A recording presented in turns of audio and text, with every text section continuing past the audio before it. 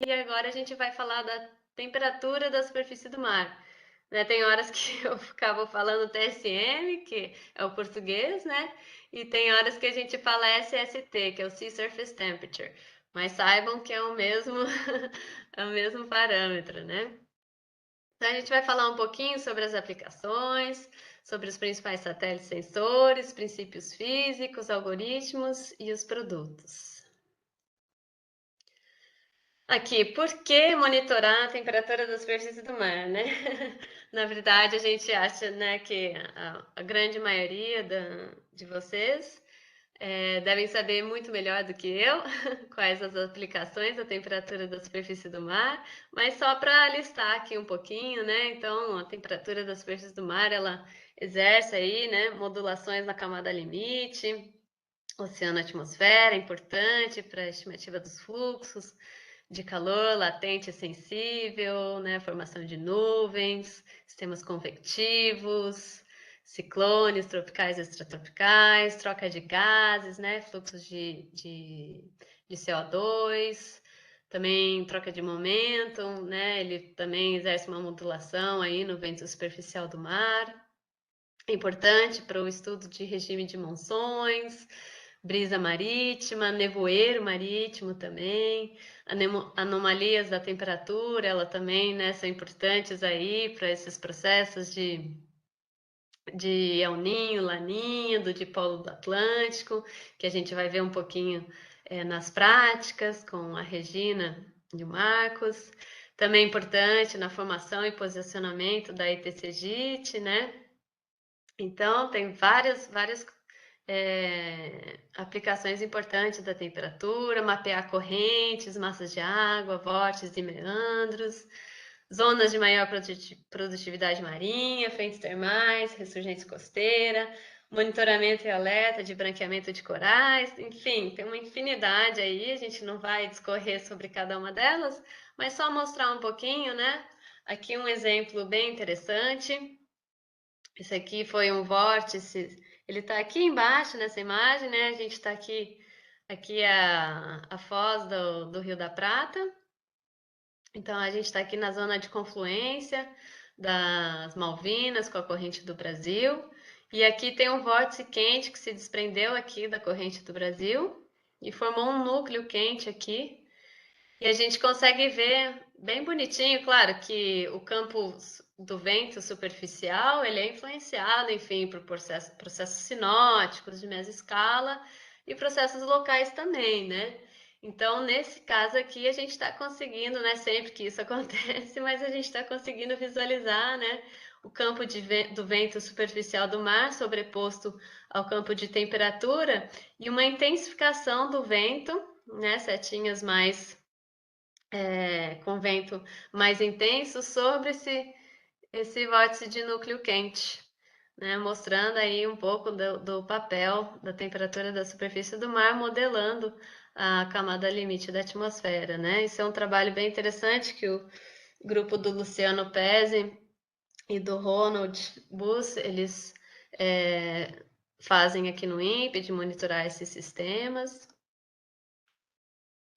Aqui um exemplo da ressurgência costeira, a gente tem bastante aqui na região sudeste, então principalmente ali no litoral do Rio de Janeiro, aqui um exemplo de uma ressurgência bem forte que aconteceu em 2014, e essa ressurgência ela impacta em vários aspectos, tanto da atmosfera, né? A gente tem vários estudos aí mostrando, né? Nevoeiro marítimo, também, né, algumas influências sobre as ACAS, por exemplo, e também ela tem um papel importante na biologia do oceano, né? Então, sempre que acontecem essas ressurgências fortes, são águas profundas, ricas em nutrientes, que elas emergem para a superfície, na costa, e quando elas vêm para a superfície, com a luz, tem uma floração do fitoplâncton. Então, aqui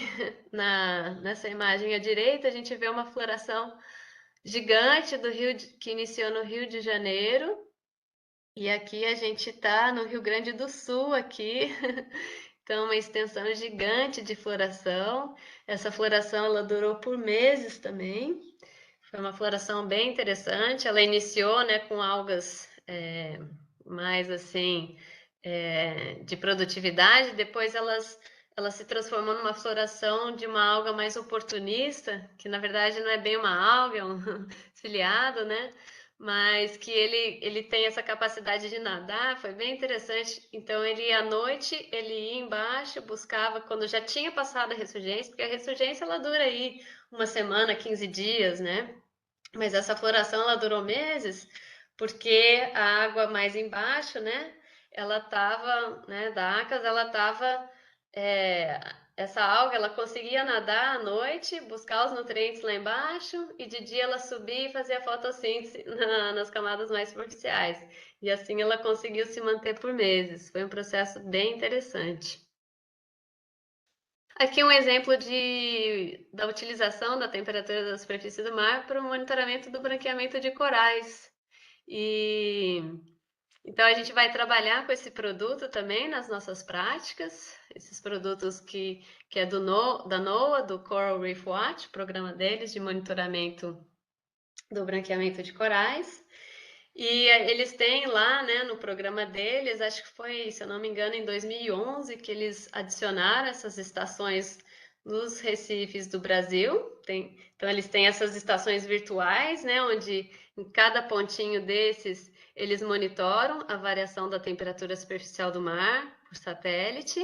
E eles têm diversos outros produtos que eles estimam a partir da temperatura da superfície do mar para monitorar o estresse térmico dos recifes de coral. E quando eles, né, algum produto começa a indicar que está tendo um nível de estresse, eles acionam, né, os agentes, né, o ICMBio, por exemplo, aqui no Brasil, e daí eles vão lá e fazem um monitoramento em loco desses recifes, né?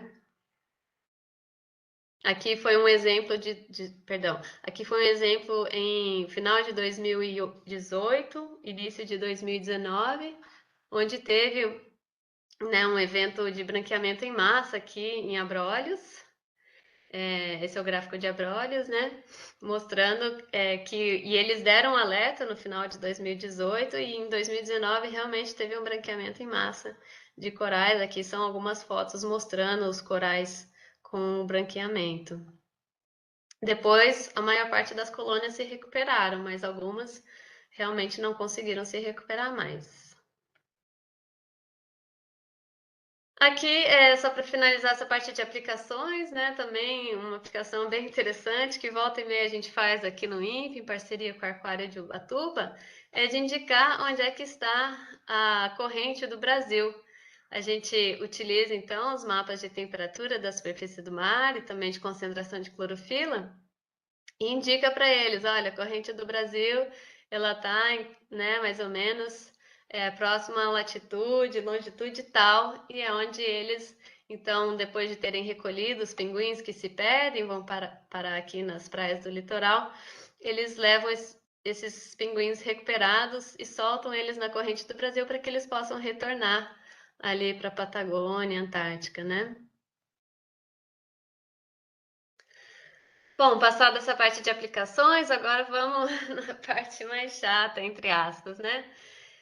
Os principais sensores e satélites de temperatura da superfície que são utilizados para estimar a temperatura da superfície do mar são, então, esses da série NOAA, né?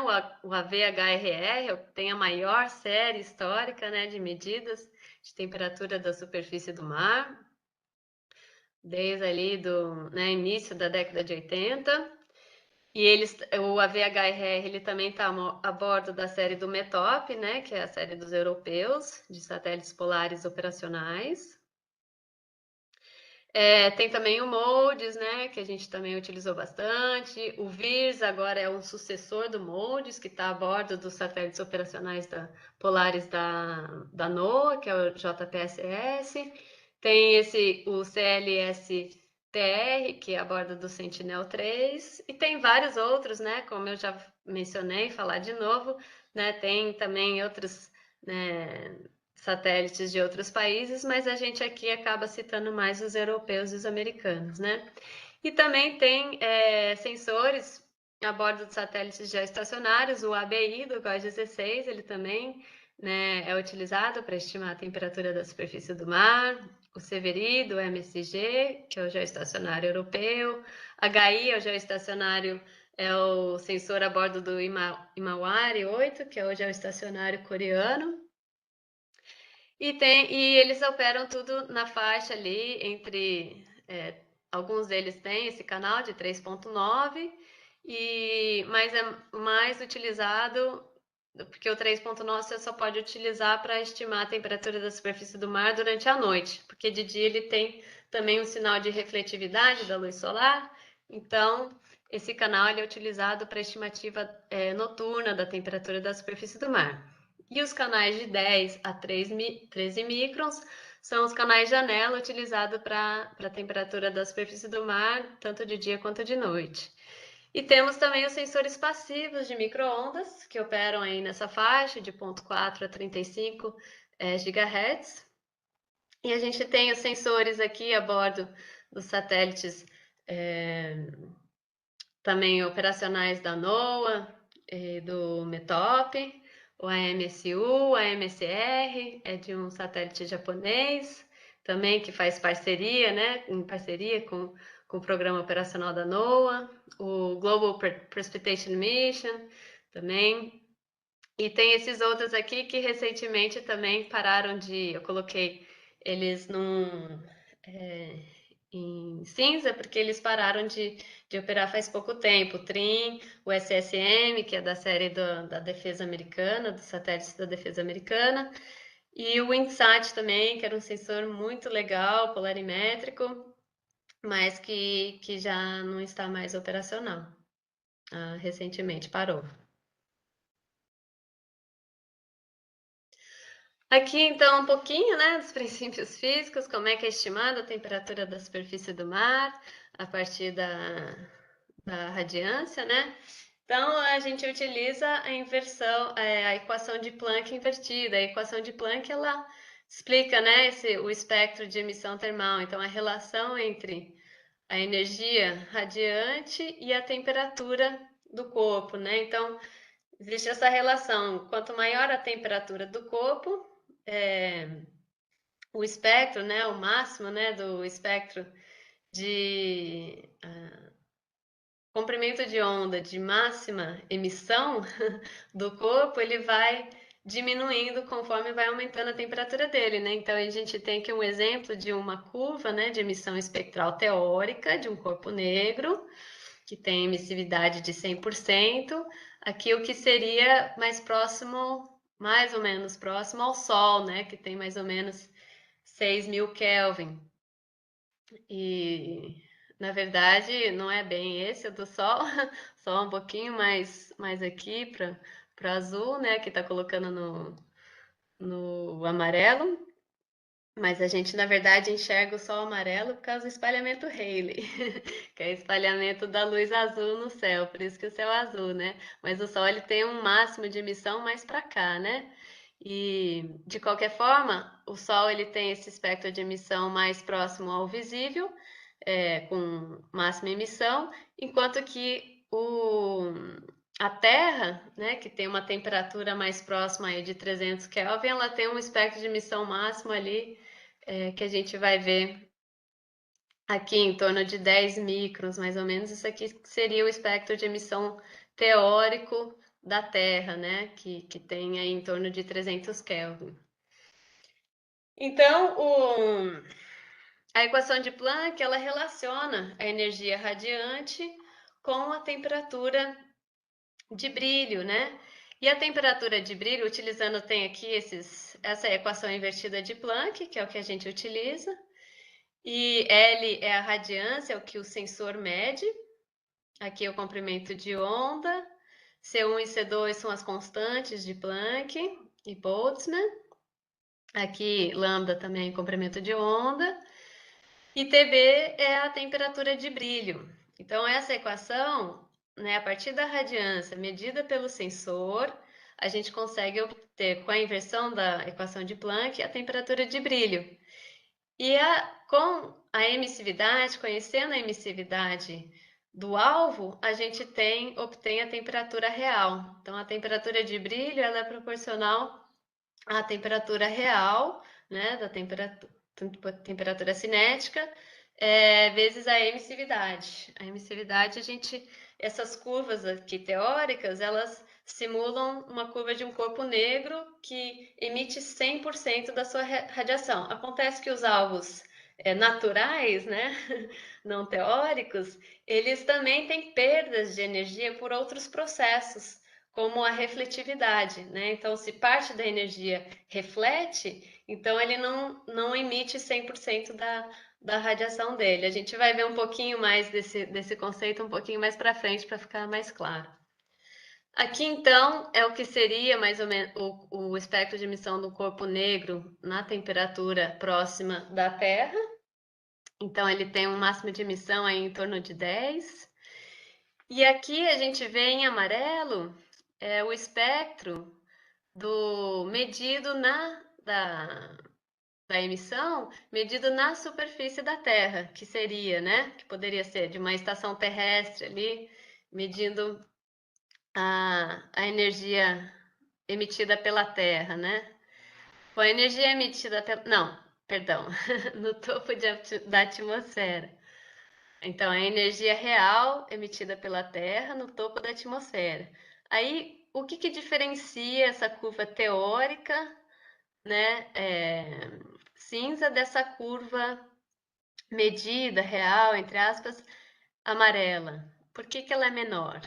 Ela é menor, uma por causa da emissividade e outra por conta da absorção dos gases atmosféricos. Então, o efeito de absorção dos gases atmosféricos.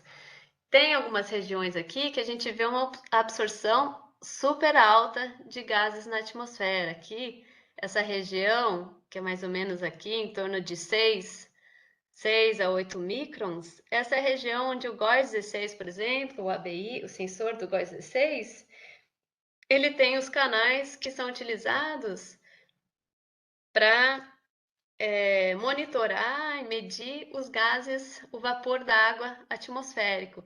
Então, a gente tem aqui uma forte banda de absorção do vapor d'água. Aqui, a gente tem uma forte banda de absorção do gás ozônio. Então, nessa região aqui, mais ou menos, próxima ali a 8,4, perdão, próxima a 9 microns, mais ou menos, a gente tem uma forte banda de absorção do ozônio. E aqui a gente tem uma forte banda de absorção do gás carbônico. Já nessas regiões aqui, onde a curva medida se aproxima da curva teórica, são as chamadas janelas atmosféricas. Então, são as regiões onde tem uma menor influência de absorção dos gases atmosféricos, da energia radiativa. E são justamente, então, nessas regiões espectrais onde são utilizados sensores para estimar, então, a temperatura da superfície do mar, onde a gente tem essas janelas. Então, aqui a gente vai ver de 10 a 13 microns, mais ou menos, é a região onde a gente tem uma janela atmosférica grande e próxima ao máximo de emissão da energia radiante da Terra, né? Então, os sensores, eles utilizam realmente, né, principalmente de 10 a 13 microns. 3.9 tem uma super janela aqui também, né? Que apesar de não ser no máximo do espectro de emissão, tem uma emissão aqui. Então, é possível estimar a temperatura da superfície do mar aqui também. Mas é o que eu falei para vocês, aqui nessa faixa ainda tem um pouquinho de radiação solar, então durante o dia tem refletividade também nessa região. Por isso ele é utilizado apenas para estimar a temperatura da superfície do mar durante a noite, não durante o dia. Mas nessa região você consegue utilizar tanto de dia quanto de noite, que já não tem mais influência da radiação solar. E uma boa notícia é que para o oceano, a emissividade, como a emissividade ela depende de propriedades dielétricas dos alvos, né? A emissividade ela varia conforme o comprimento de onda. Então, por exemplo, tem propriedades, alvos, né? Que elas podem na faixa do visível se comportar mais como um refletor e na faixa do infravermelho mais como absorvedor e vice-versa, né? Então a emissividade ela varia com o comprimento de onda. No caso para o oceano, a emissividade no infravermelho termal é muito próximo ao comportamento de um corpo negro, muito próximo a 1, né? Quanto mais próximo de 1, mais o corpo se comporta como um corpo negro. Então, a emissividade também, né, além de serem janelas espectrais, essa região próxima ao máximo de emissão, ele também é uma região onde o oceano se comporta próximo a um corpo negro, que facilita muito a nossa equação, né, estimativa da temperatura da superfície do mar a partir da radiância. Então, o que a gente tem aqui é o que o sensor mede, a radiância. A gente quer a temperatura de brilho, que a gente estima a partir da equação de Planck invertida, e a temperatura da superfície do mar. Isso aqui é a temperatura de brilho no topo da atmosfera. Para chegar na temperatura da superfície do mar, então o que a gente precisa é ter uma boa correção atmosférica, porque mesmo sendo canais janelas, você vê, mesmo sendo canais janelas, uma emissividade muito próxima de 1, ainda tem aqui uma perda de energia significativa. E essa perda de energia ainda é ocasionada por absorção principalmente do vapor d'água. Então, o que a gente faz para corrigir isso daqui? Tem então os modelos que são basicamente assim, os tipos de abordagem de modelos de estimativa da temperatura da superfície do mar, eles são praticamente assim em relação à correção atmosférica, né? Como é que ele trata a correção atmosférica? Então a gente tem os modelos de transferência radiativa, que são os modelos que modelam, né, todos os processos que a energia radiativa vai sofrer na atmosfera, desde que ela está saindo da superfície até chegar no sensor, e eles, né, esses modelos, eles precisam, enfim, saber todos os constituintes da atmosfera que vão estar interferindo, né, tendo processos de absorção com essa radiação. Tem os modelos empíricos, então são modelos bem complexos. Tem os modelos empíricos, que são os mais utilizados, que eles utilizam relações, né, de regressão, modelos de regressão, com a temperatura de brilho medida pelo satélite e a temperatura da superfície do mar medida por sensores in situ, de boias, derivadores, etc. Aí ele faz um modelo de regressão e ele utiliza, para fazer a correção daquele efeito residual de absorção do vapor d'água, ele utiliza a temperatura de brilho medida em dois canais adjacentes, por exemplo, em 10 microns e 11 microns. E subtrai uma temperatura da outra e o valor, né, subtraído de uma temperatura para outra, de canais adjacentes, é equivalente à quantidade de vapor d'água que está absorvendo a radiação naquela faixa, então isso é utilizado para descontar a absorção atmosférica. E tem também as técnicas mais avançadas de computação, né, que utilizam redes neurais, inteligência artificial, né, que nada mais é também que modelos estatísticos, né, entre aspas, mas que utilizam um volume grande de dados, né, de temperatura de brilho no topo da atmosfera e temperatura da superfície do mar, para fazer a estimativa da temperatura, né? São também utilizados. Mas o que é mais utilizado mesmo para a temperatura da superfície do mar no infravermelho termal são os modelos empíricos de regressão. Aqui só para mostrar para vocês a carinha, né, do modelo de transferência radiativa. Enfim, ele conta com todos esses processos aqui, né? Esse daqui é só para o canal de 3.9, né, que tem influência da refletividade da radiação solar também, né? Mas para os canais de 10 a a 13 microns, é só essa energia que está sendo emitida pela superfície que está sofrendo os processos aqui radiativos da atmosfera, né? Então, o modelo de transferência radiativa ele tem que saber tudo que tem na atmosfera. Então, ele tem que utilizar dados externos de perfis de vapor d'água, de temperatura, né? Que podem ser estimados por outros sensores que fazem, né? Sondadores que fazem estimativa do conteúdo de vapor d'água na atmosfera, nos vários níveis da atmosfera, né? A temperatura nos vários níveis. Ele pode utilizar também dados de modelos atmosféricos e ele utiliza também a climatologia, né? Um modelo de regressão também utiliza essa IOSST, é o Optimal Interpolation SST, é uma climatologia de temperatura da superfície do mar que é utilizada assim como um valor base, né?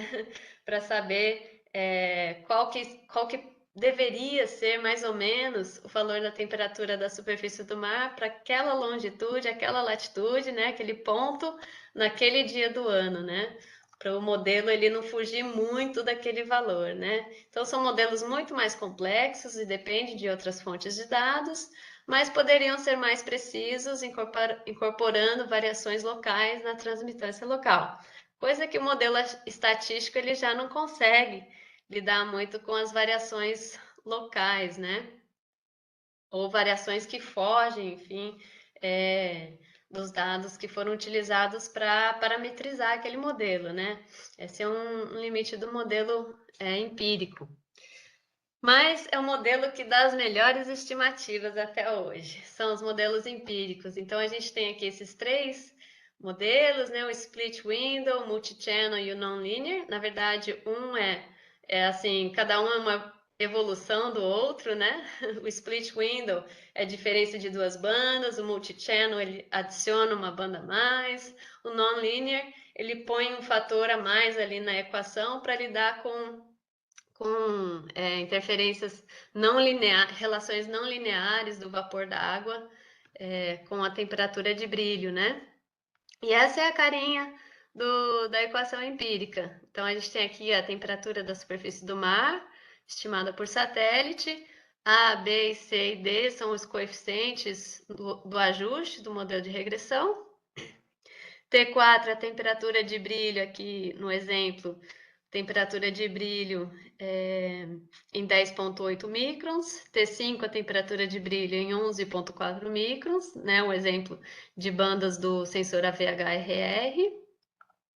Então, a subtração de um pelo outro, você consegue ter a magnitude, né, de quanto que o vapor da água está absorvendo, né, naquele ponto, naquele, entre aspas, naquele pixel, né? E SST gas é assim o primeiro first guess, né? O primeiro guess, como é que fala mesmo em português? O primeiro valor adivinhado, né, do modelo, ele deve ser próximo ao que você esperaria de temperatura da superfície do mar para aquele ponto, naquele dia, daquele ano, né? E é o que a gente utiliza no SST gas, né? Esse first guess é a climatologia de Reynolds. E isso para que o modelo não fuja muito, né, desse valor que deveria ser a temperatura da superfície do mar.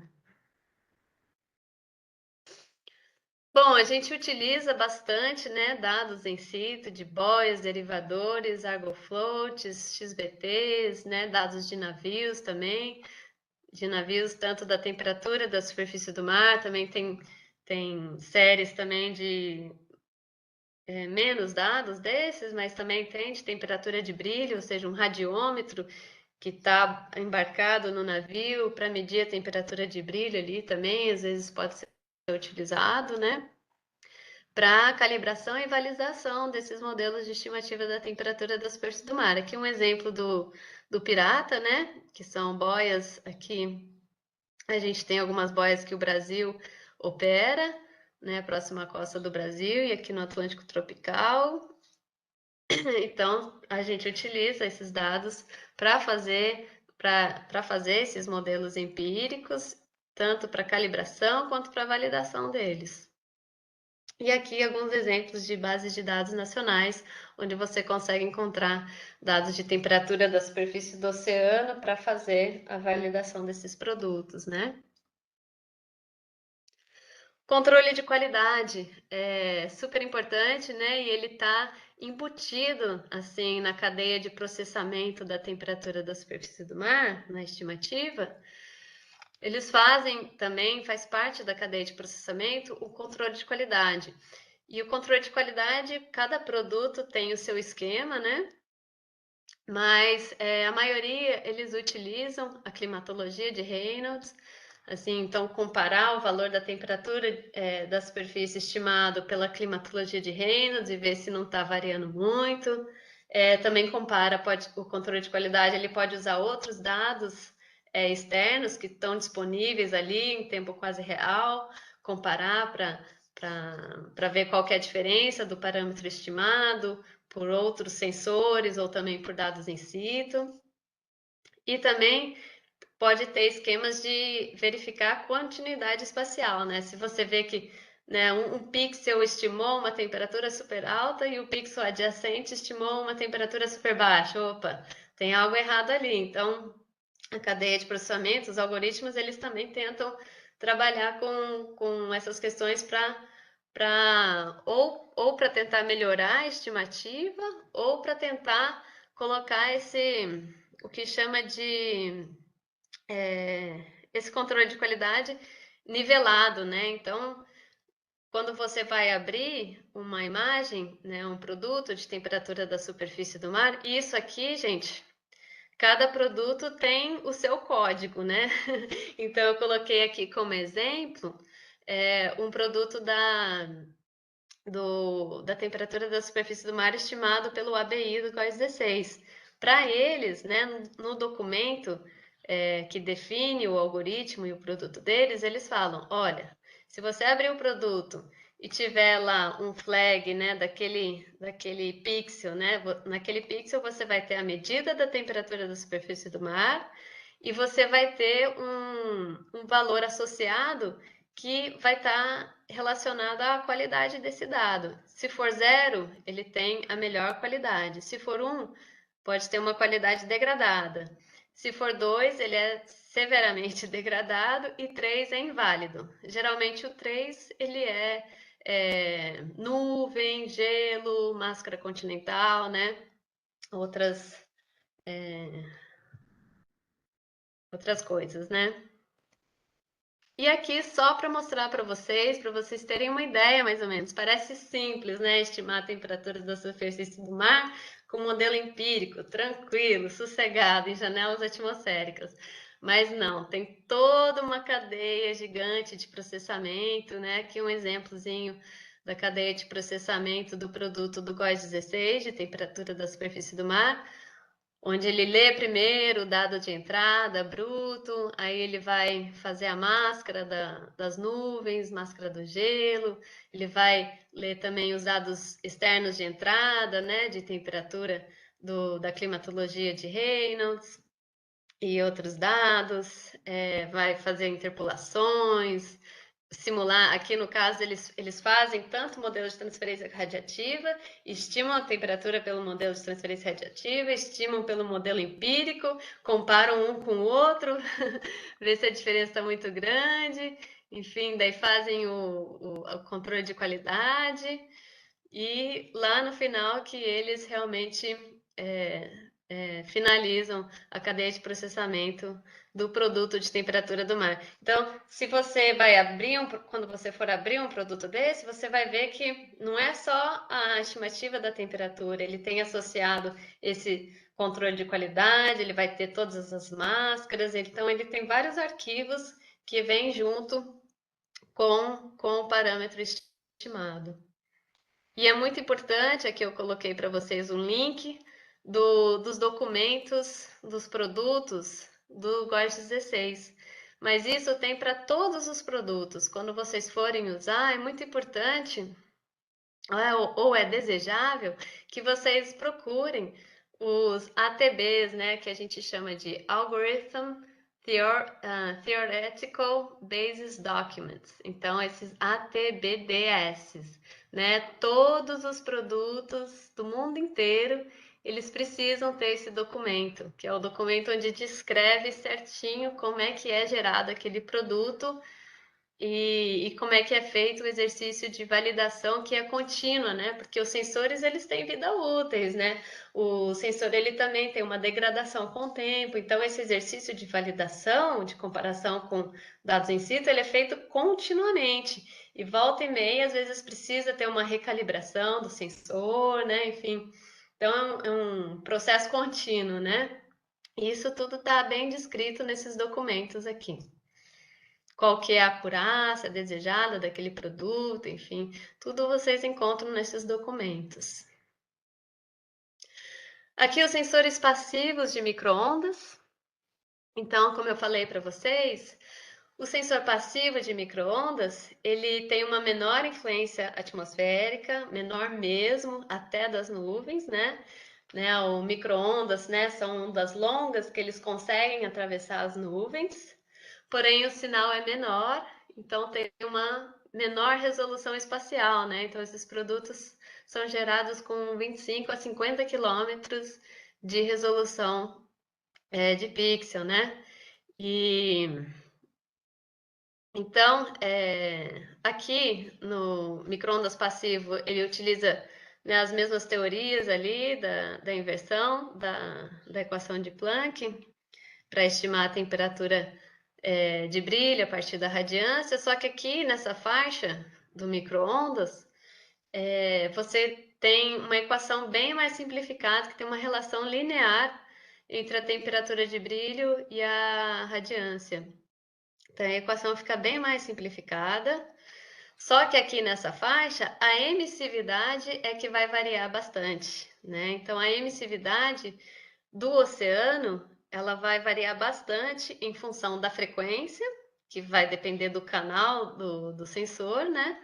Os canais que ele opera, a polarização da luz, esse conceito a gente não viu ainda, né? Mas a luz, a radiação eletromagnética, ela assim, ela se comporta como uma onda, né? Que viaja tanto na vertical quanto na horizontal, né? A gente tem como se a gente imaginasse um eixo vertical e um eixo horizontal, né? E a luz solar, por exemplo, ela viaja assim, ela é não polarizada, né? Então ela é uma onda que se propaga em todas as direções, né? E quando ela bate num alvo, dependendo da característica daquele alvo, a radiação que reflete, ela pode ser mais polarizada para vertical ou mais polarizada para horizontal, enfim, isso depende das propriedades do alvo, e essa polarização mais polarizada para vertical e horizontal, a gente utiliza essa informação para estimar propriedades do alvo também, né? Enfim, a luz, a emissividade, ela varia, então, com a polarização da luz, né? A luz polarizada na vertical ou na horizontal, ela tem uma emissividade, assim, a emissividade, perdão, é do alvo, é uma propriedade do alvo, né? E dependendo da emissividade dele, da constante de elétrica, o alvo vai emitir uma radiação mais polarizada na vertical ou na horizontal. Ele depende também, a emissividade depende também do ângulo de visada, né? Então, se o sensor ele está olhando a nadir, né? Ou seja, logo abaixo dele, ou se ele tem um campo de visada mais para as laterais, digamos assim, ele também vai variar a emissividade em relação ao ângulo de visada. A emissividade também vai variar com a rugosidade da superfície. E a rugosidade no oceano, a gente sabe que ela é dependente do vento. Então, quanto maior a intensidade do vento, maior a rugosidade. E a emissividade vai variar também com a constante de elétrica, que no caso do oceano é diretamente relacionada à salinidade. Então, vê que a emissividade aqui no caso é a grande questão para o micro-ondas, né? Ele varia bastante nessa faixa espectral. Aqui é só para mostrar para vocês, os sensores de micro-ondas, a maioria operam, tem canais aqui nessa faixa, né? Falei para vocês de 4 até 35 GHz.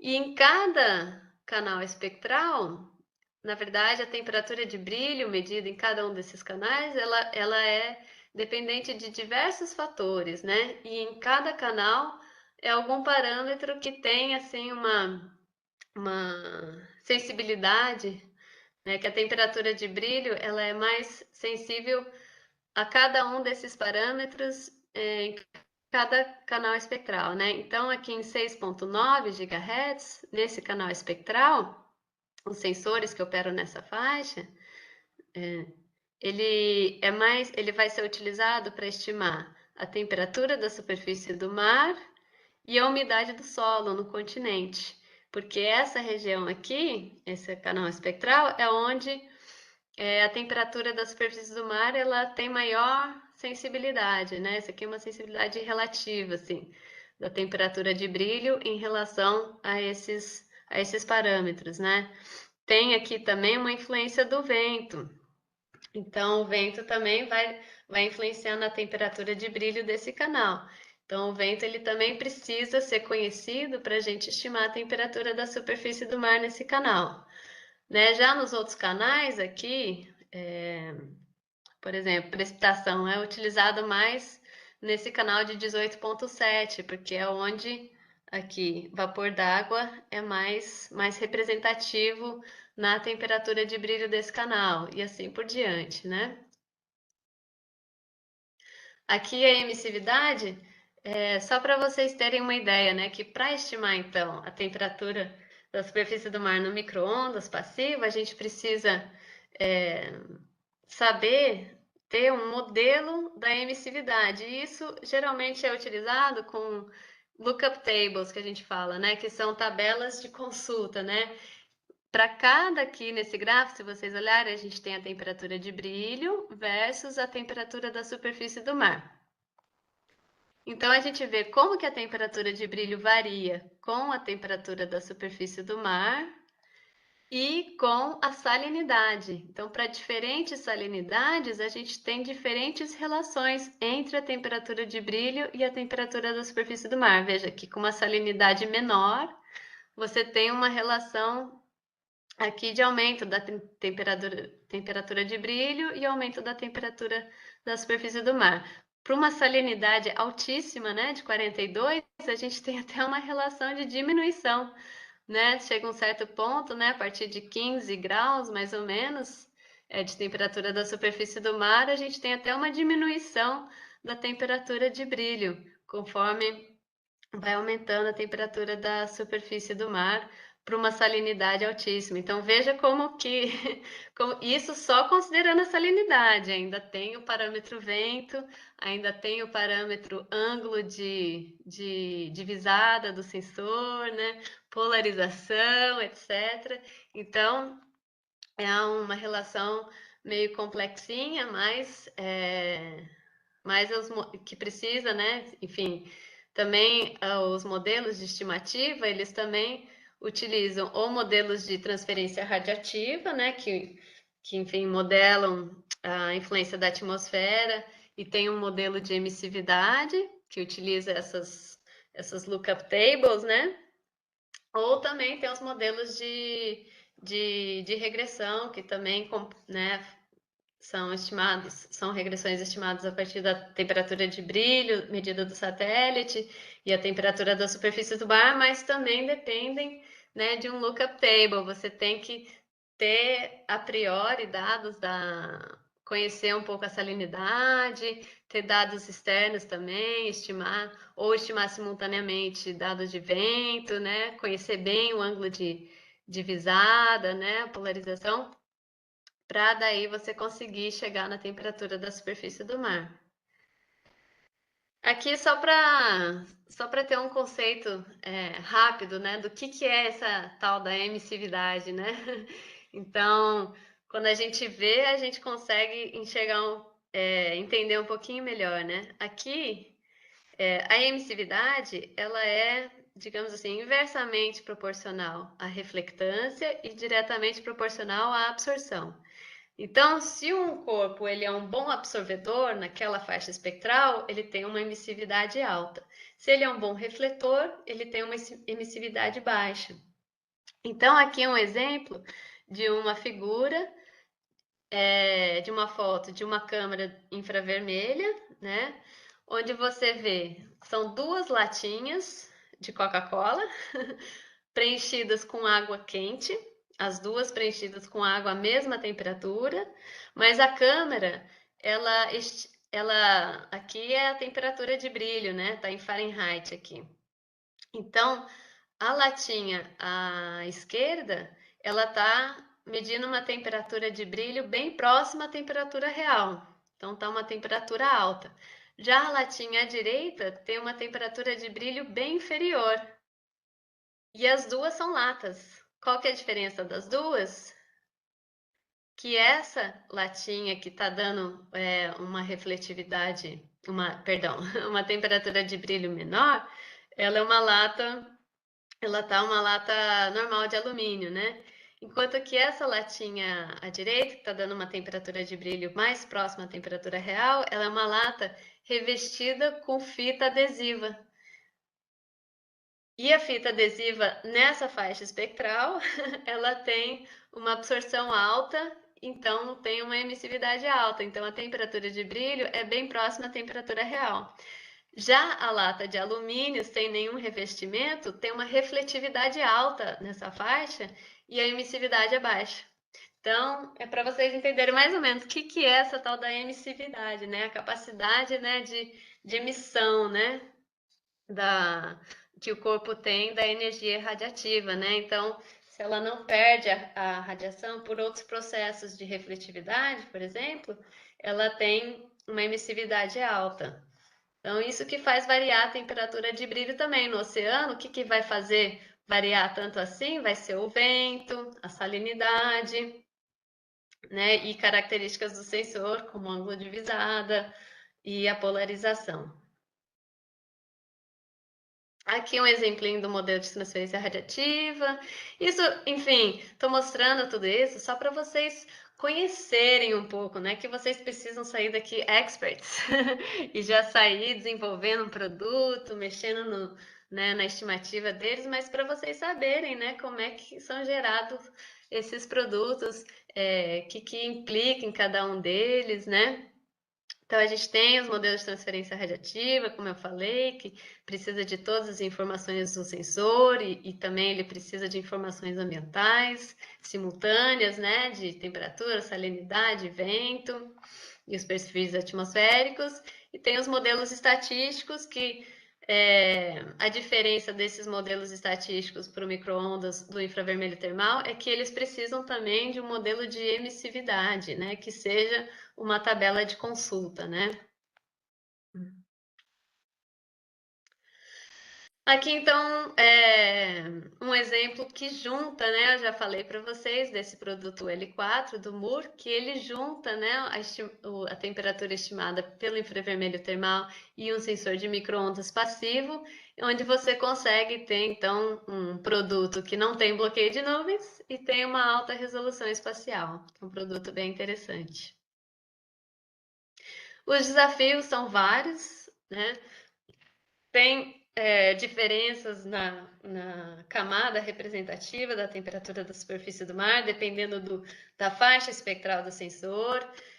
Os dados in situ, né, representam diferentes profundidades e tem produtos que representam diferentes profundidades, e isso aí, quando você for utilizar algum produto, dependendo da sua aplicação, você precisa saber também qual a profundidade representativa daquele sensor, daquele produto.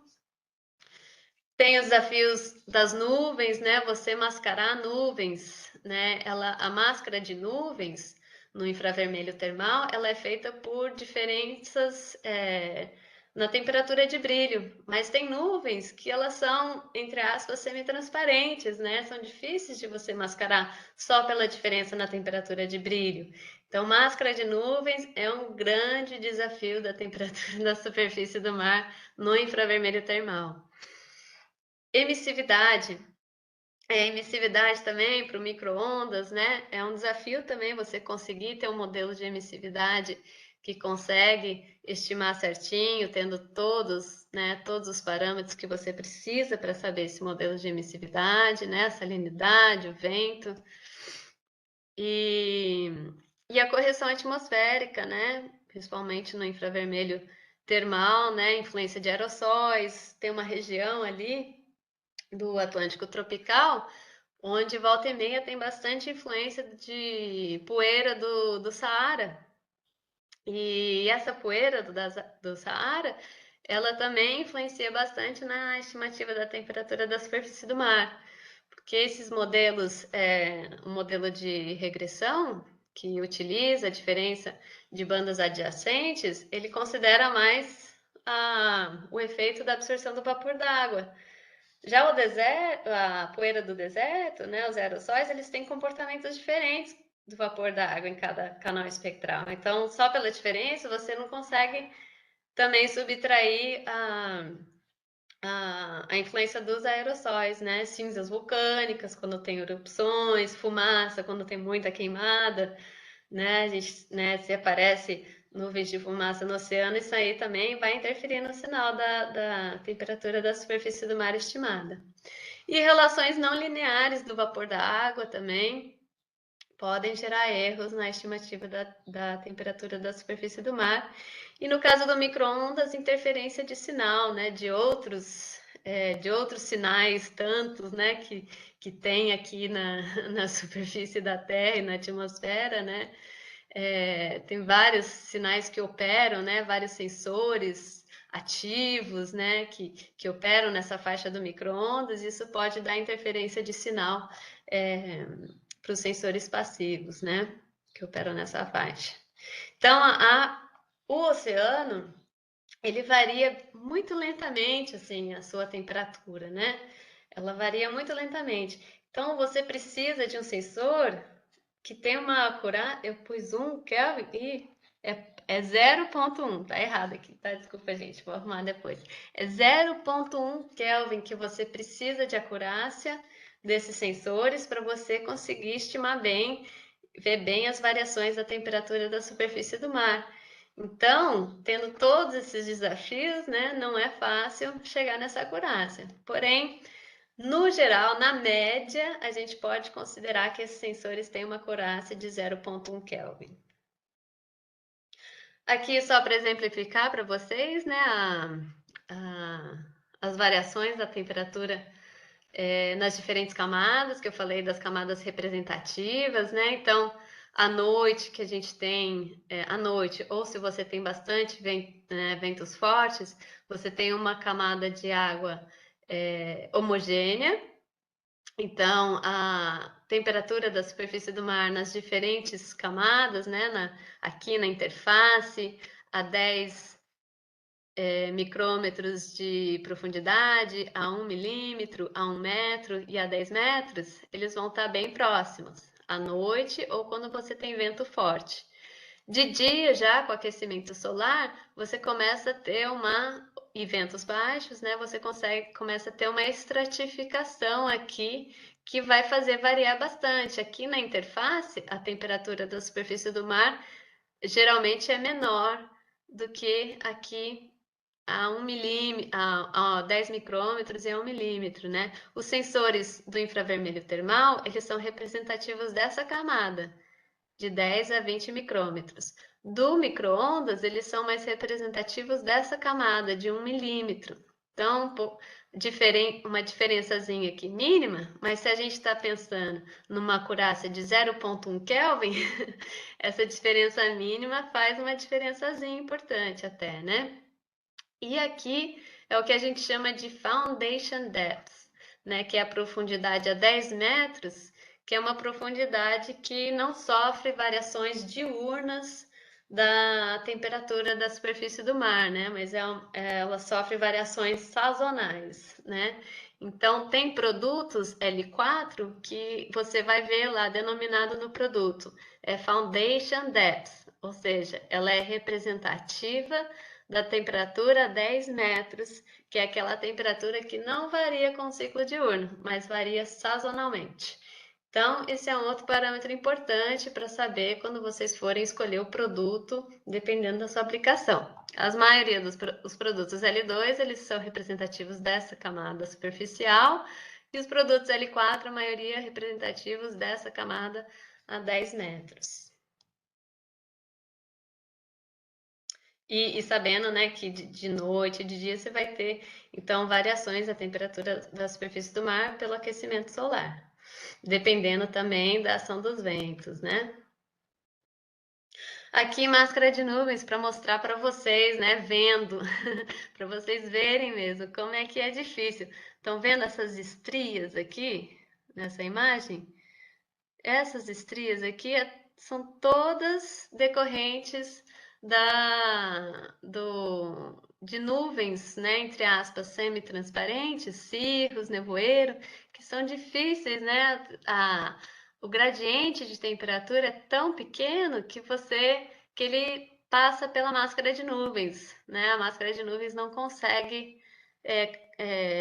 bloquear essas nuvens, né? Então, isso aqui é um fator de incerteza grande nos produtos de temperatura do infravermelho. Aqui, zonas de forte gradiente também.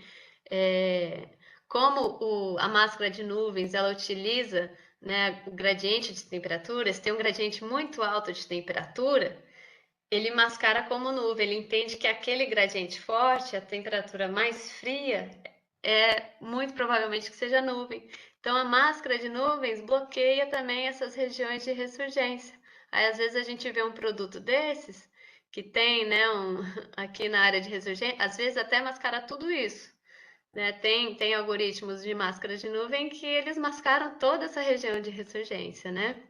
Porque não é uma região que tem sempre ressurgências, né? Aqui no Rio de Janeiro é uma ressurgência sazonal, né, esporádica.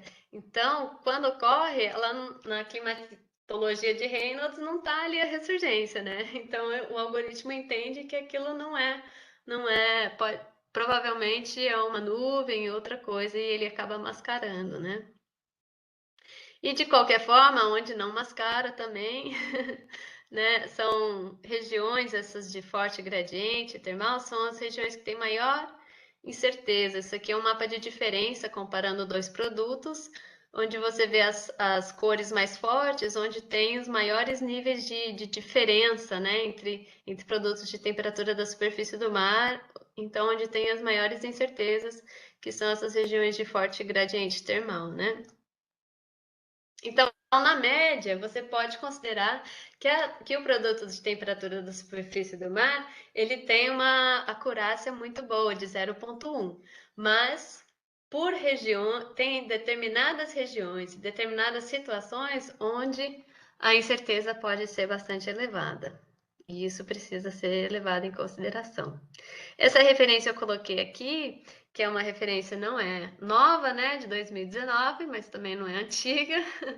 E ela é muito boa, ela dá uma super revisão, né, da estimativa da temperatura da superfície do oceano por sensoramento remoto e vale a pena ser consultada para quem tiver interesse. Esses são então os produtos que a gente vai trabalhar hoje à tarde, iniciar já logo daqui a pouco, né, com o Diego. Então, a gente vai trabalhar com os produtos distribuídos pela NOAA. Por que a gente optou pela NERDS da NOAA, né? Porque não precisa de cadastro. Você, né, a maioria dos lugares você precisa fazer um cadastro ou não tem realmente um site, um FTP fácil de você acessar os dados, você tem que mandar um e-mail, como é aqui no INPE, né? Você tem que fazer um pedido ou fazer um cadastro, enfim. E lá na NOAA, não.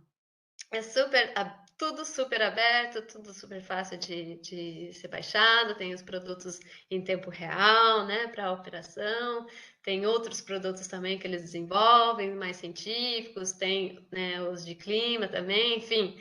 Então, os da NOAA são muito fáceis de serem acessados, tem uma gama grande também de produtos, né, porque você tem provedores que às vezes eles provêm só dados de altimetria e vento, como é o pessoal da França lá, do Aviso.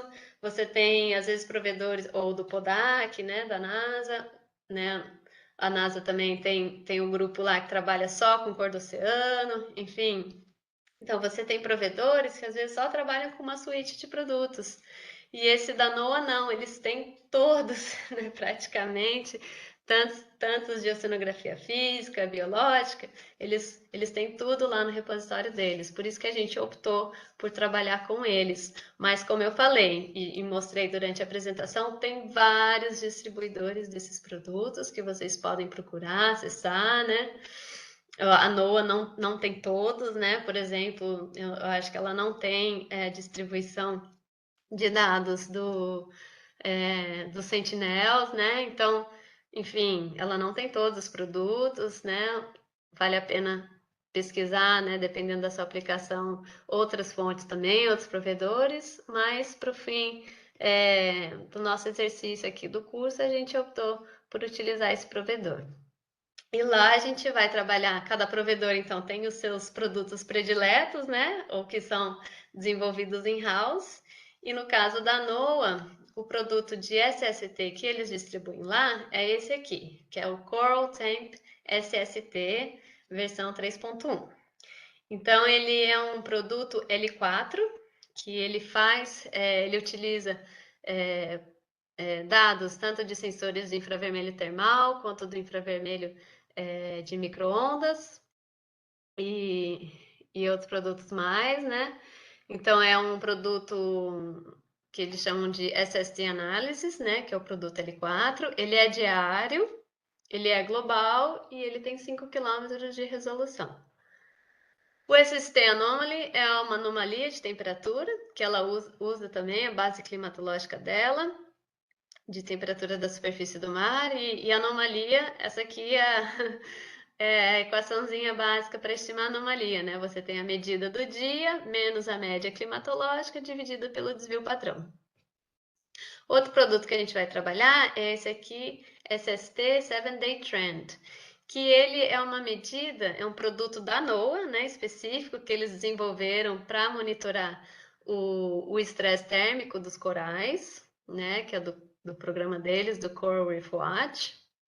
E esse 7 Day Trend, ele usa 7 dias e mapeia na temperatura da superfície do mar dos últimos 7 dias qual que é a direção, né, está aumentando ou está diminuindo, e qual que é a magnitude da tendência da temperatura da superfície do mar ao longo desses últimos 7 dias. Esse é o 7 Day Trend.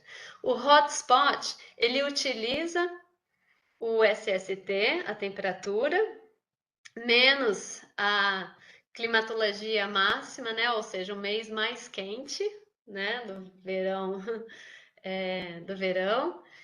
E ele estima, então, se a temperatura ela está maior que o mês mais quente, numa época que não deveria ser tão quente, ela já mapeia como um hotspot. Então, o hotspot, e tem o outro produto que é o... Então, o hotspot são regiões que ela mapeia como regiões, olha, aqui a temperatura da superfície do mar está mais alta do que a média máxima climatológica. E o DHW, é o Degree Heating Week, ele é um produto que ele junta o hotspot com... ele junta o hotspot e ele faz um acumulado de 12 semanas. Então, o hotspot acima de 1 grau Celsius, acumulado em 12 semanas. Então, ele é um produto que ele vai te dar a intensidade e a duração do estresse termal. Então, enquanto que o hotspot ele dá uma ideia de intensidade, de quanto mais quente está em relação à máxima climatológica, o Degree Heating Week ele te dá essa intensidade, né, de aquecimento e a duração dele, né? É um pouquinho difícil de entender, mas é porque para o coral é importante isso, não só dar um dia muito quente, mas se aquele quente ele está aumentando ao longo de várias semanas, se ele persiste ao longo de 12 semanas, aí sim começa a dar um estresse termal grande para o coral. E o Bleaching Area Alert é um mapeamento também de áreas que devem ter o alerta, que juntando, né, o produto do hotspot com o produto do DHW.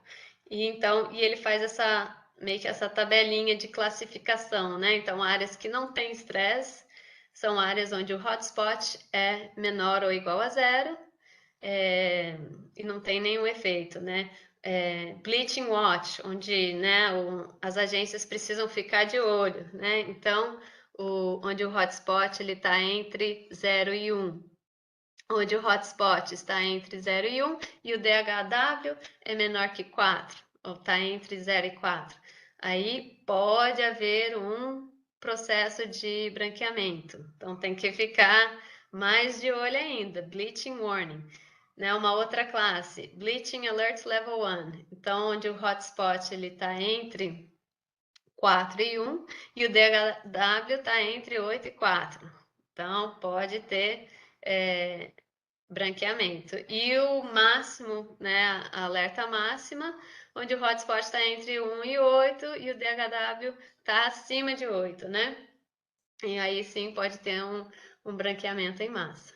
Então, esses são só produtos que a gente achou interessante de mostrar, mas para fins de fazer os exercícios práticos, né? E, e também é interessante de vocês conhecerem esses produtos também, que são utilizados também aqui no Brasil para a gente fazer o monitoramento do branqueamento na nossa costa.